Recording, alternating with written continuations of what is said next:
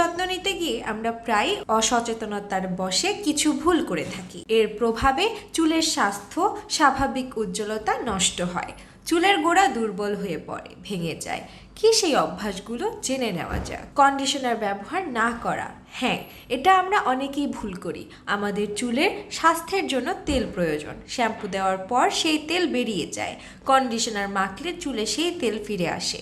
প্রতিবার শ্যাম্পু দিয়ে কন্ডিশনার মাখতে ভুলবেন না। ভেজা চুল ঘষে ঘষে মোছা।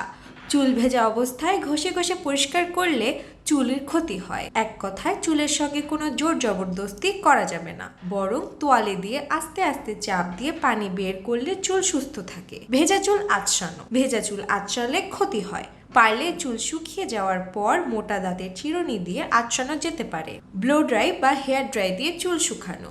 ব্লো ড্রাই দিয়ে চুল শুকানো উচিত নয়। যদি নিতান্তই তা করতে হয় তাহলে সবচেয়ে কম উষ্ণতায় দ্রুত সময়ের মধ্যে চুল শুকিয়ে ফেলুন। সপ্তাহে একবারের বেশি ব্লো ড্রাই ব্যবহার করা থেকে বিরত থাকুন। চুল শক্ত করে বাঁধা। খুব শক্ত করে চুল বাঁধলে বেনি করলে টানের কারণে চুল পড়তে পারে। পুষ্টিকর খাবার না খাওয়া। খাদ্যাভ্যাসে চুলের বৃদ্ধির বড় ভূমিকা রাখে।